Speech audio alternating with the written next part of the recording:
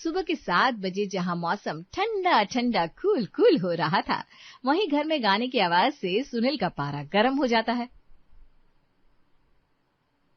घर में फिल्मी गाने कौन गा रहा है? और कौन गाएगा? शिवम होगा। अपने नए एल्बम की तैयारी कर रहा होगा शायद। इस नालायक को कितनी बार कहा है कि गाना बजाना बंद करके सरकारी नौकरी की तैयारी करे, और ये एल्बम की तैयारी कर रहा है। सुनील अपनी बेटी आयुषी से कहता है। आयुषी, शिवम को बुलाकर ला जल्दी। जी पापा। आयुषी शिवम के कमरे में जाती है। शिवम, शिवम तुझे पापा बुला रहे हैं। हो गया सत्यानाश। तुम चलो, मैं आता हूँ। थोड़ी सी प्रैक्टिस बाकी रह गई है, पूरी करके आ रहा हूँ। शिवम, तू क्यों पापा का गुस्सा और भड़काना चाहता है? वो पहले ही तेरे गाने बजाने से नाराज है। अभी आजा बाहर। शिवम उसी समय अपने कमरे से बाहर आता है। पापा, आपने मुझे बुलाया? हाँ, बहुत मधुर आवाज है ना आपकी। जरा हमारे सामने बैठ कर गाइए, हम भी तो सुने। जी पापा, मैं अभी गिटार लेकर आता हूँ। सुनील शिवम को डांटने लगता है। नालायक, गिटार लाने जा रहा है? सुबह से हमारे सिर पर गिटार बजा रहा है। तुझसे ये नहीं होता कि सुबह 5 बजे उठकर पढ़ाई कर लूं, सरकारी नौकरी के कौन कौन से फॉर्म निकले हैं उन्हें सर्च कर लूं, उनकी तैयारी करूं? नहीं भाई, लाट साहब तो गाना गा रहे हैं। देख, इस बैंड बाजे से कुछ नहीं होगा। शादियों में गाता फिरेगा। अपने बड़े भाई को देख, कुछ सीख उससे। उसने कितनी कड़ी मेहनत करके सरकारी नौकरी की परीक्षा निकाली और आज अच्छे पद पर है। अच्छी सैलरी और तमाम सुविधाएं उसे सरकार ने दी है। तुझे गाना गाकर क्या मिलेगा? लोगों के सामने कमर हिला हिलाकर ठुमके लगाकर गाने गाएगा, हमारी नाक दुआएगा। उसी समय सुनील का बड़ा बेटा प्रभात, जो कि एक सरकारी अफसर था, वहां आता है और अपने छोटे भाई शिवम को 2-4 ताने वो भी जड़ देता है। शिवम, बड़ों की बात माना कर। तू जो सुबह सुबह उठकर पूरे मोहल्ले को अपना गाना सुनाता है ना, उससे कुछ नहीं मिलने वाला। सब तेरी हंसी उड़ाएंगे। जिंदगी में कुछ बड़ा करने के बारे में सोच। ये गिटार बजाकर गाना गा लेने से जिंदगी की जरूरतें नहीं पूरी होगी। 2-4 लोगों की ताली और कमेंट से पेट नहीं चलता।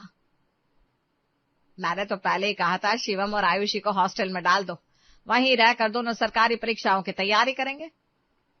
तुम भी कैसी बात करती हो मंजुला? हॉस्टल में रहकर तो ये दोनों और बिगड़ जाएंगे, अपनी मनमर्जी चलाएंगे, हमारे पैसे उड़ाएंगे और करना धरना तो कुछ है नहीं इनको। मंजुला अपने छोटे बेटे और बेटी को समझाती है।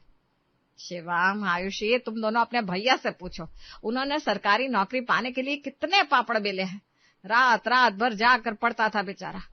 अरे तुम दोनों भी प्रभात की तरह सरकारी अफसर बन जाओगे तो हमारा नाम रोशन होगा। हमें सुकून मिलेगा कि हम 4 लोगों से कह पाएंगे, भाई हमारे सारे बच्चे सरकारी अफसर बन गए, अब हमें किसी बात की चिंता नहीं है। आयुषी से तो उम्मीद ही मत करो, इससे तो बस फैशन करवा लो। चाहे जितने भी फैशन की चीजें हो, कौन सा नया फैशन अभी ट्रेंड में है, इसके अलावा इसे कुछ नहीं पता। दुनिया में क्या चल रहा है उससे इसका कोई लेना देना नहीं। सुबह सुबह छोटे भाई बहन की अच्छी खासी क्लास लग जाती है, जो कि आए दिन की कहानी थी। दरअसल सुनील का बड़ा बेटा प्रभात एक सरकारी अफसर होता है। उसके छोटे भाई शिवम और छोटी बहन आयुषी पर भी उसकी तरह सरकारी परीक्षा निकालने का बहुत दबाव डाला जा रहा था। जबकि शिवम बहुत अच्छा गाना गाता था। उसकी एक एल्बम भी आ चुकी थी जो कि सुपरहिट हुई, और आयुषी को फैशन डिजाइनर बनने का शौक था। लेकिन घर में किसी को भी उसकी रुचि, उसके टैलेंट से कोई मतलब नहीं था। उन दोनों का टैलेंट घर वालों के लिए मिट्टी के बराबर था। वे हमेशा उन दोनों पर सरकारी पदाधिकारी बनने का प्रेशर डालते। एक तरफ जहां पूरा घर शिवम और आयुषी के पसंदीदा करियर को बेकार समझता था, वहीं दूसरी तरफ घर की बड़ी बहू रंजना अपने छोटे देवर और ननद दोनों की इस प्रतिभा को काफी अप्रिशिएट करती। सुबह सुबह इस माइंड ब्लोइंग फटकार को सुनने के बाद शिवम और आयुषी अपने अपने कमरे में चले जाते हैं और नाश्ते के टेबल पर भी बाहर नहीं आते। शिवम और आयुषी ने नाश्ता नहीं किया। लगता है दोनों का मूड ऑफ है। मैं उन्हें बिना कुछ खाए रहने नहीं दूंगी। रंजना सबसे पहले शिवम के लिए चाय और नाश्ता लेकर उसके कमरे में जाती है। शिवम, चलो नाश्ता कर लो। नहीं भाभी, मुझे भूख नहीं है। ऐसे नहीं बोलते। चलो जल्दी जल्दी खा लो। दिन के 11 बज गए हैं, नाश्ते का टाइम भी निकल चुका है। थैंक यू भाभी, आप नाश्ता लेकर मेरे कमरे में आई, लेकिन सच में मेरा कुछ भी खाने का मन नहीं है। अरे मन कैसे नहीं है? खाओगे नहीं तो गाओगे कैसे?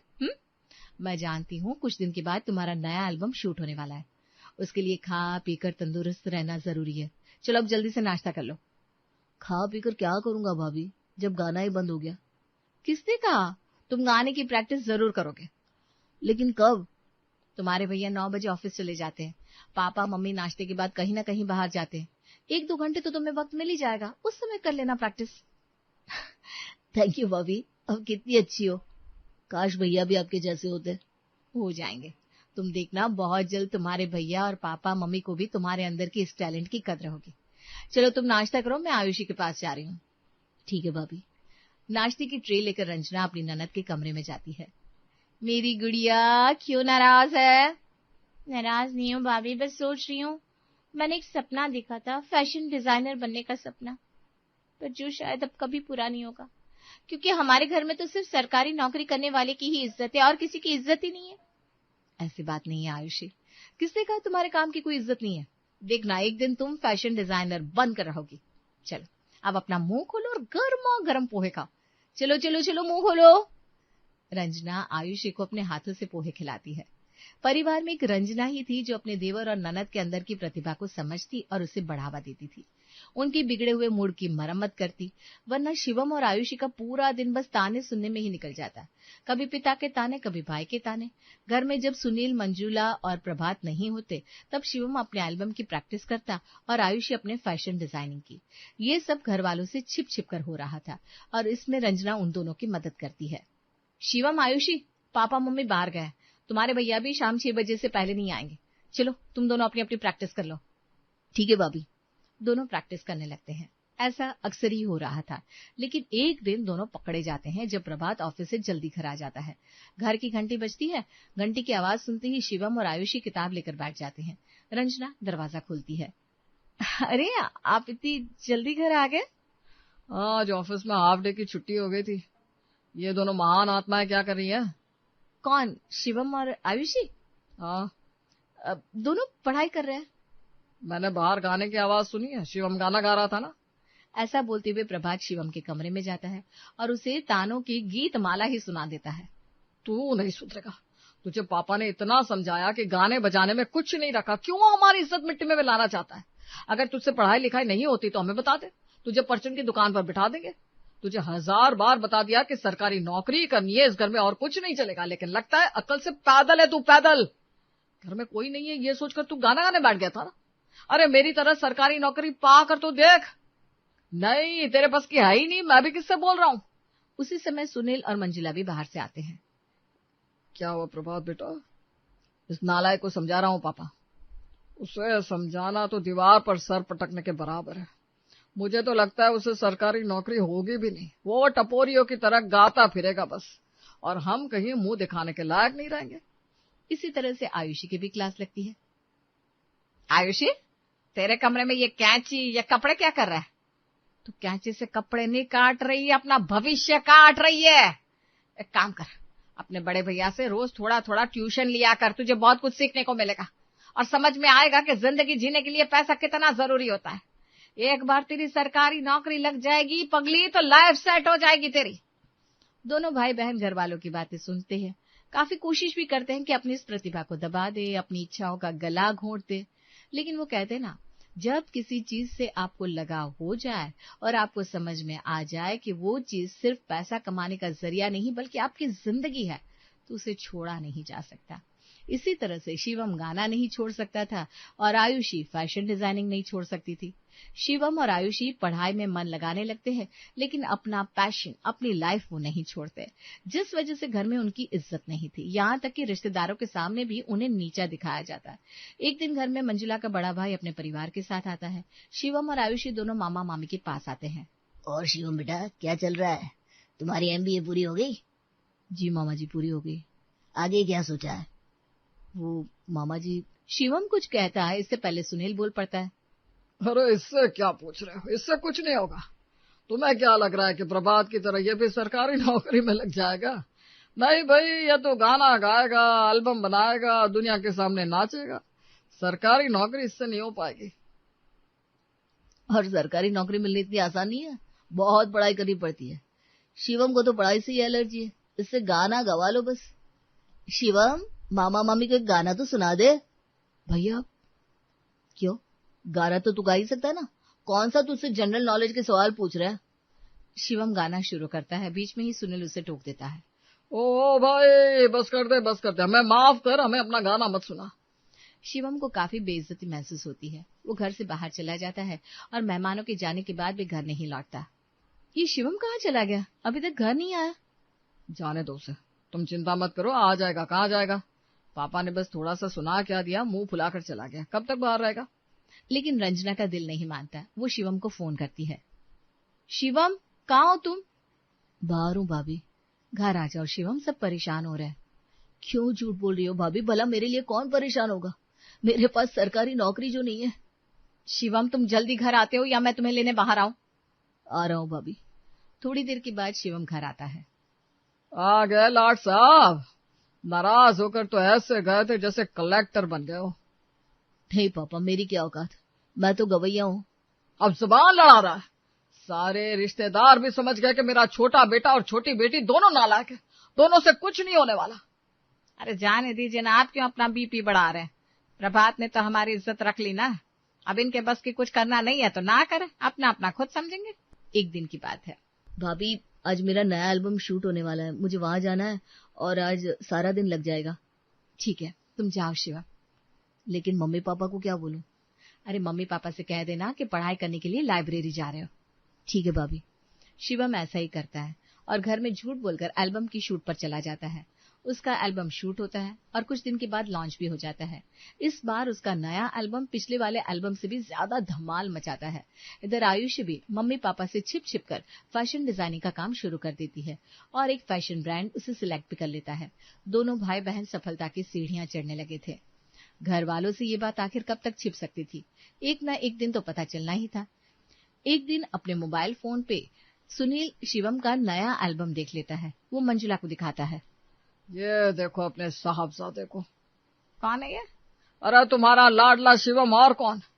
हमारे मना करने के बावजूद इसने अपना दूसरा एल्बम लॉन्च कर दिया। इसकी अकल पर पत्थर पड़ गया है। पापा, मैं तो कहता हूँ इसका घर से निकलना बंद कर दो। घर में रहेगा तो पढ़ाई करेगा, इसके गिटार विटार सब अलमारी में बंद कर दो। सुनील शिवम को बुलाता है। शिवम, शिवम। जी पापा।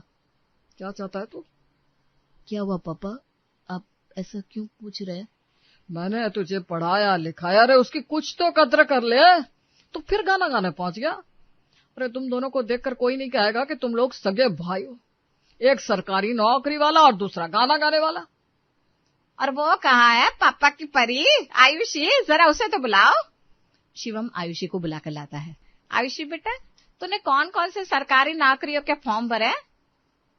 मम्मी वो बस मम्मी मम्मी करते रहना और कपड़े काटती रहना। मुझे पता है तूने किसी परीक्षा के फॉर्म नहीं भरे।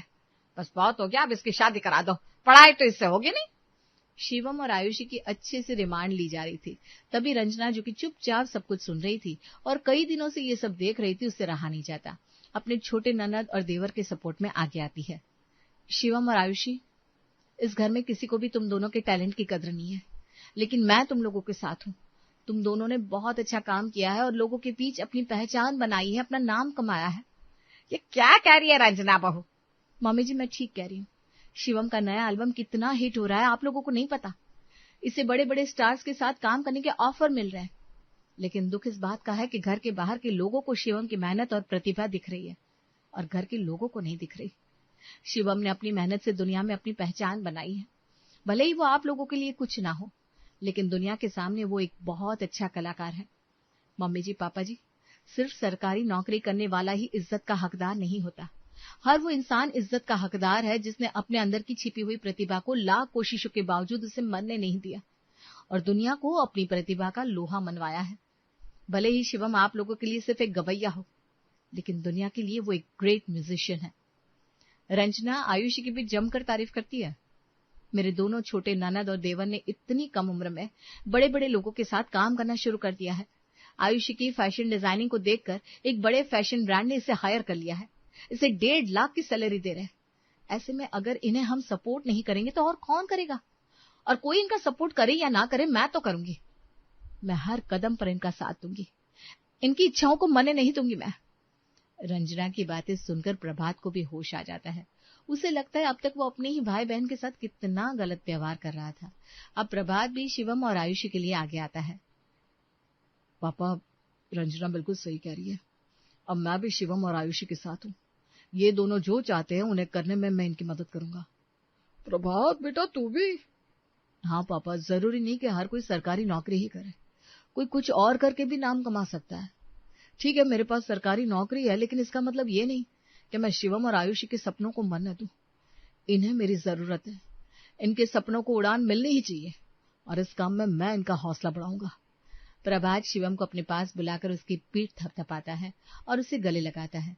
उस दिन से रंजना और प्रभात दोनों शिवम और आयुषी के साथ हो जाते हैं, जिससे उन दोनों को बहुत हौसला मिलता है। अब तक उन्हें घर में जो ताने सुनने को मिल रहे थे वो धीरे धीरे बंद हो जाते हैं। शिवम, तू रोज अपने गाने की प्रैक्टिस किया कर। लेकिन भैया पापा नाराज होंगे।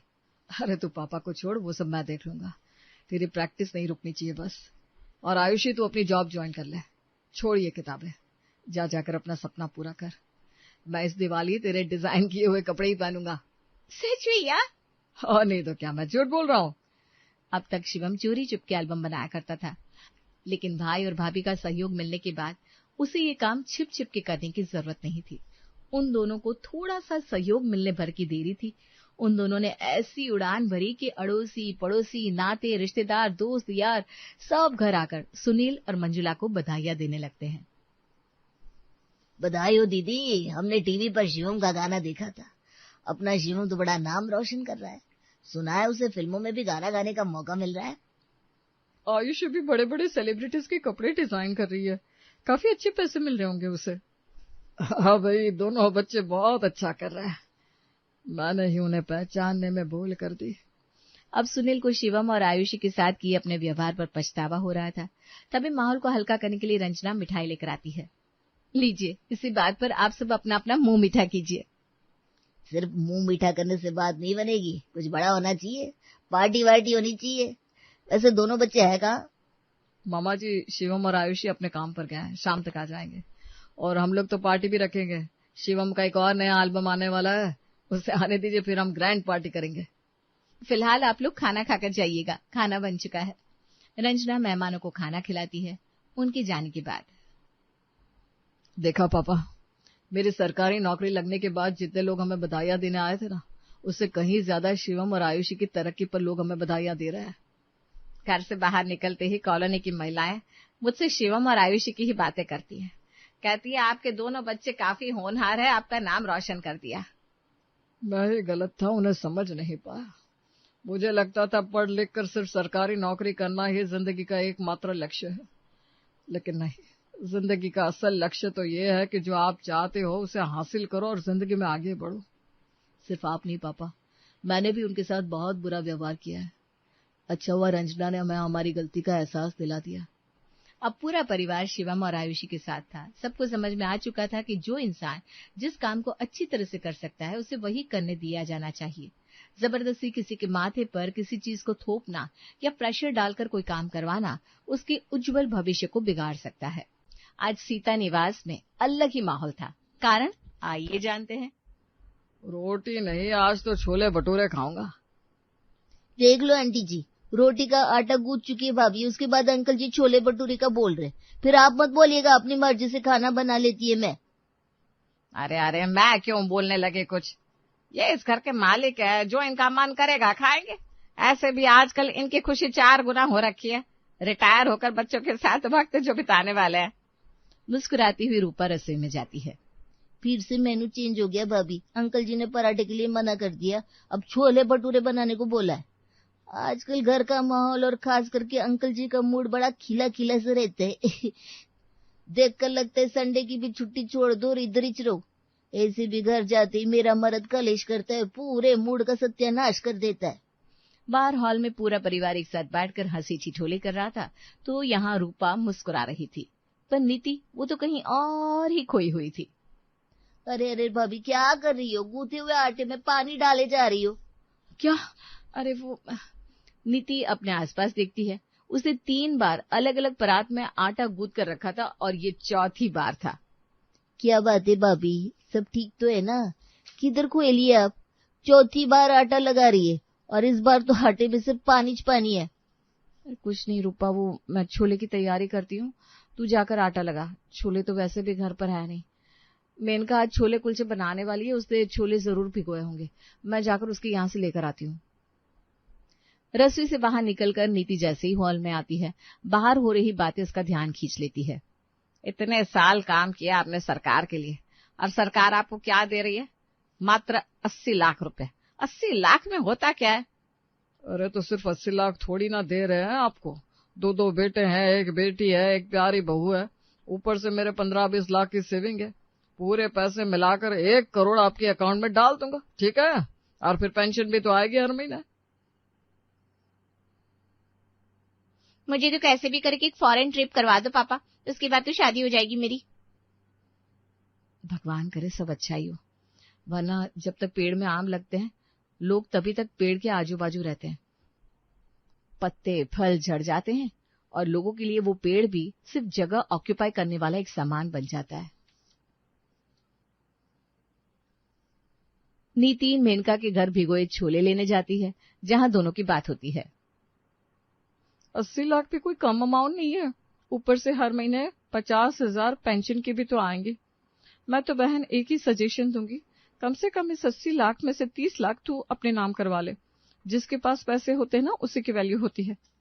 क्या यार मेनका, तू तो मेरी सास से भी 4 कदम आगे निकली। जिससे देखो उसे पैसे अपने नाम ही करवाने। पर मेरा मानना है कि सारे पैसे पापा जी के पास ही रहने चाहिए। एक बार बुढ़ापे में इंसान के हाथ से पैसे निकल जाए ना, फिर उसे कोई नहीं पूछता। वहां निशा सोच रही है उसके हाथ 1.5-2 लाख आ जाए। पुनीत फ्लैट लेना चाहता है और मम्मी जी को तो पापा सारे पैसे देने वाले हैं। और एक तू है जो छोले और चने में लगी हुई है। तेरे ससुर जी तेरी बात सबसे ज्यादा मानते हैं। एक बार 30 लाख रुपए अपने हिस्से में मांग ले, फिर देखना कैसे जीजू तेरे आगे पीछे घूमते हैं। यही जमाना है बहन, समझा कर। पैसे देकर जो मेरे आगे पीछे आए ना, ऐसे रिश्ते मुझे चाहिए ही नहीं। ऐसा होता तो मैं किसी बहुत ही पैसे वाले लड़की को देखकर शादी करती। मैं पैसे के आगे पीछे नहीं घूमती बहन। मुझे तो छोले दे, ज्ञान मत दे। 1 हफ्ते बाद महेंद्र के ऑफिस में उसकी रिटायरमेंट पार्टी थी। उसका पूरा परिवार उसके साथ उस पार्टी में शामिल हुआ था। हाथ में प्लेट लेकर महेंद्र खाना खा रहा होता है, तभी सीता गुस्सा करते हुए कहती है, या आपके सर तो रिटायरमेंट के बाद भी ऑफिस में? ऐसी कोई सीटिंग नहीं हो सकती जिससे रिटायरमेंट के बाद आपको भी ऑफिस में रख ले? सरकारी में नहीं, टेम्पररी में ही सही, ऊपर से कुछ पैसे आ जाएंगे। अरे आप भी क्या, पुनीत की माँ, कितनी मुश्किल से तो आजादी मिली है। सुबह से रात तक की चाकरी की, अब बच्चे सेटल हो गए हैं। अपने बेटे की शादी में 3 दिन से ऊपर की छुट्टी नहीं मिली थी मुझे। अपने बच्चों की शादी के लिए छुट्टी मांगनी पड़े, ये कोई जीवन है? अब तो आराम से विवेक और निशा की शादी में झूम झूम कर नाचूंगा। इतना कमाया मैंने कि कोई दिक्कत नहीं होगी। बेचारा महेंद्र, उसे तो लग रहा था कि जैसे उसके रिटायरमेंट के बाद अपने घर पर रहना उसके लिए स्वर्ग जैसा होगा, और वह ऐसा महसूस भी कर रहा था। पर क्या सच में ऐसा होने वाला था? 1 महीने बाद। भैया चाय ठंडी हो रही है, पी लीजिए। अभी चाय लेकर जाओ रूपा, मैं स्टॉक मार्केट काम में बिजी हूँ। मार्केट भी फेवर नहीं कर रहा। जिस जगह पैसे लगाओ उसी शेयर की वैल्यू डाउन हो जाती है। आपने भी तो इन्वेस्ट कर रखा है भैया, आपका क्या सीन है? मैं तो पूरे 1.5 लाख रुपए के नुकसान में चल रहा हूँ। अब तो लग रहा है ये शेयर मार्केट मुझे छोड़ना ही पड़ेगा। नीति, जरा 1 कप कॉफी लाना तो। नीति कॉफी लेकर आती है। शेयर के तो पापा तगड़े खिलाड़ी हैं, एक बार जरा उनसे सलाह ले लो ना। उनके ऑफिस में तो कई लोगों को शेयर खेलना है, उन्होंने ही तो सिखाया है। नहीं, पापा को इस उम्र में क्या ही समझ में आएगा। किसी एजेंट से बात करता हूँ। बोल विवेक, कर लूं क्या? वो 2-4 शेयर्स बताएंगे और पैसे जो होंगे उसे आपस में दोनों हाफ बांट लेंगे। रोज की तरह रूपा ने पहले ही मेनू डिसाइड कर लिया था और घर की इकलौती बहुरानी खाने की तैयारी कर रही थी। और रूपा देवी, आज क्या खिला रही हो? आज तो उपमा बनने वाला है अंकल जी। उपमा खाने का तो मेरा मन नहीं है। अगर खिलाना ही है तो कुछ और खिलाओ। आज नाश्ते में टिकिया खाने का मन कर रहा है। आलू की टिक्की और रोटी कर दो। क्यों पुनीत की माँ? रहने दीजिए, कोई जरूरत नहीं है।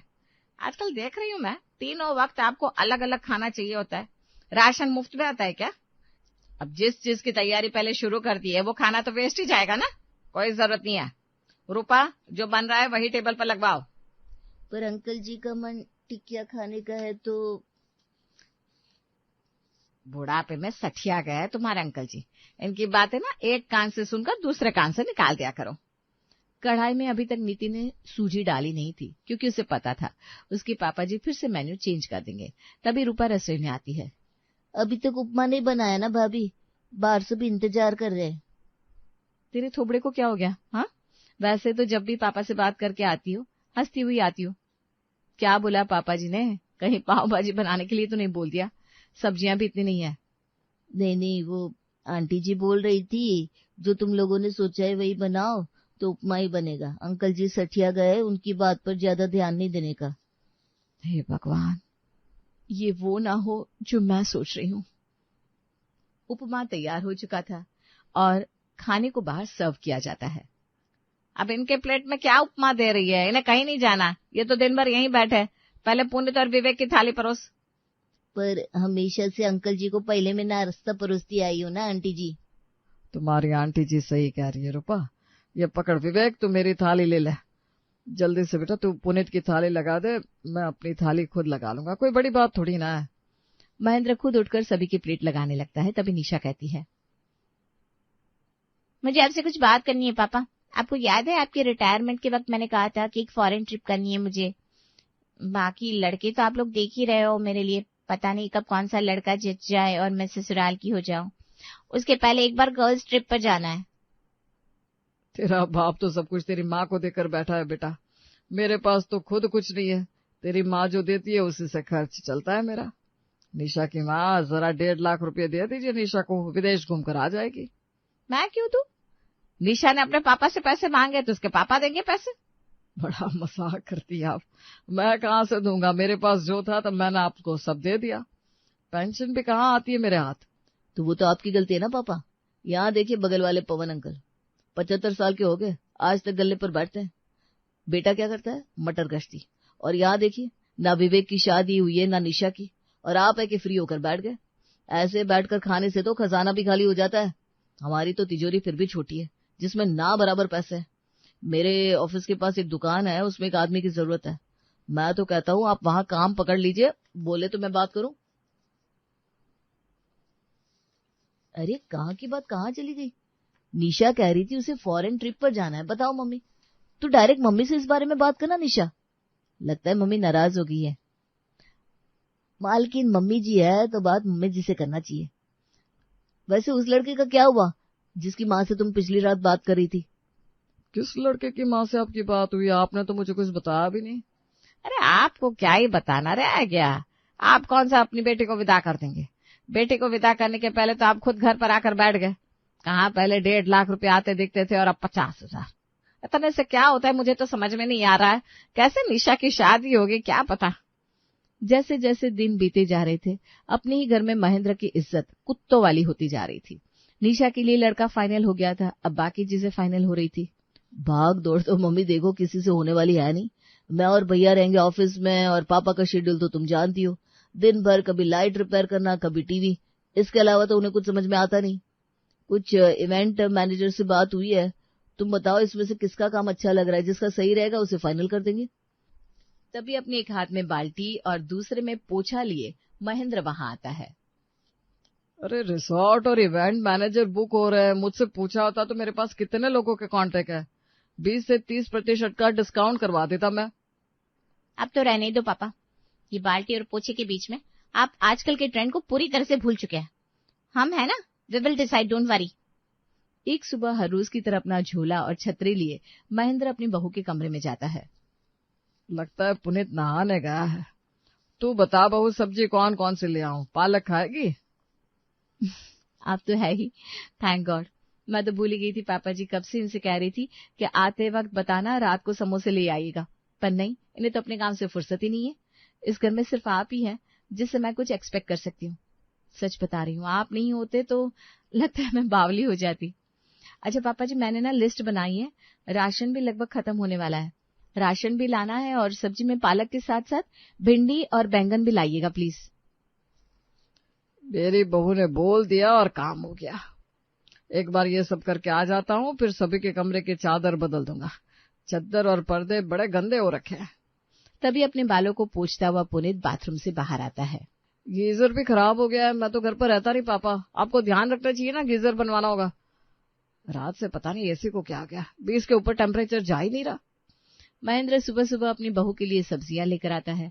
सभी कमरों के बेडशीट और पर्दे धोने के बाद पुनीत के कमरे की एसी बनाने चला जाता है। बनियान पहने चेयर पर चढ़कर महेंद्र अपना काम कर रहा होता है कि तभी सोसाइटी के 4-5 मर्द और कुछ औरतें वहां आती है।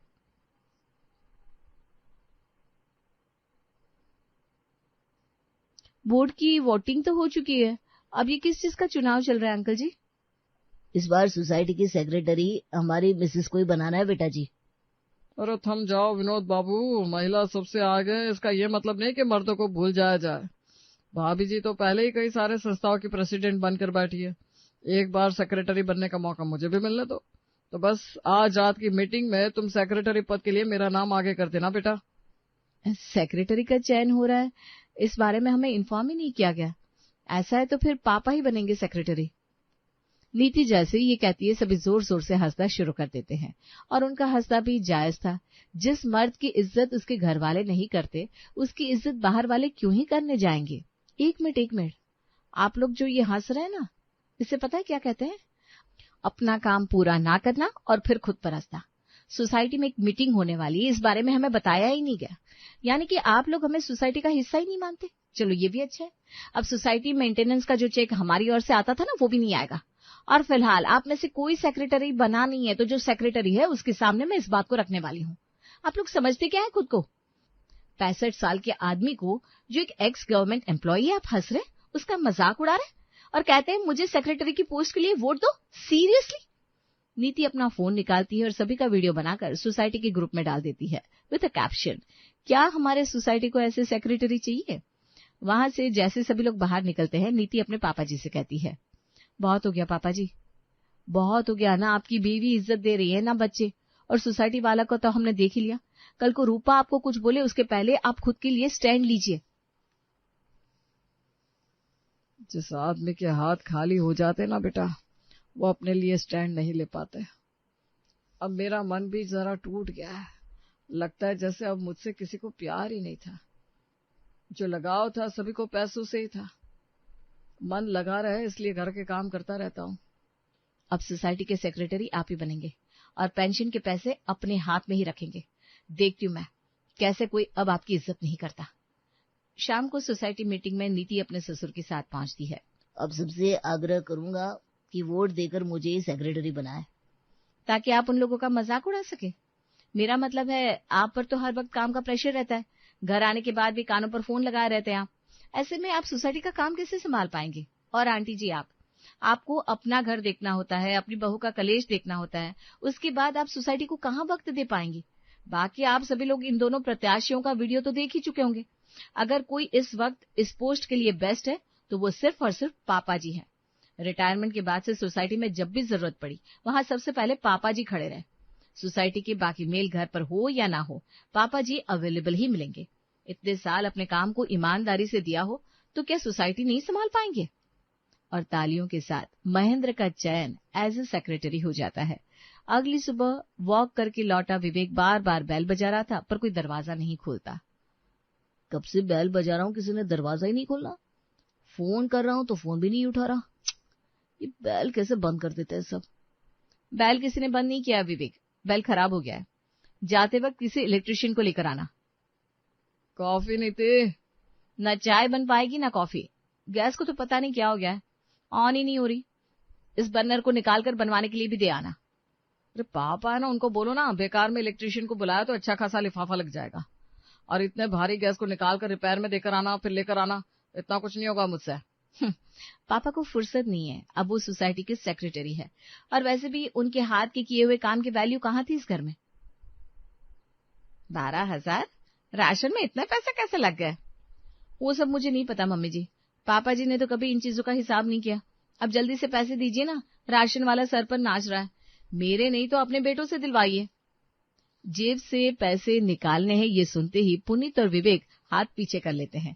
सीता फोन उठाकर जैसे ही अपना अकाउंट देखती है तो इस बार के पेंशन के पैसे तो आए हुए नहीं थे। वो मैं बताना भूल गया था कि खाते में कोई प्रॉब्लम आ गई है, तो अभी कुछ महीनों तक पैसे आएंगे नहीं। वैसे भी मेरे 50,000 से होता ही क्या था, बच्चे अपना एक्स्ट्रा खर्च के लिए यूज करते थे। घर में राशन आता था, आपकी दवाई आती थी, सभी की गाड़ी में पेट्रोल आता था, और वो होता ही क्या था। वैसे भी नकारा का टैग तो आप माँ बेटे ने मुझ पर लगा ही दिया है। चलने दीजिए जैसे चल रहा है। महेंद्र ने अपनी बीवी के अकाउंट में ट्रांसफर हो रहे अपने पेंशन के पैसों को रुकवा दिया था और घर का काम करना भी बंद कर दिया था। इतने में ही हर तरफ हड़कंप मच जाता है और सभी को महेंद्र की वैल्यू समझ में आ जाती है।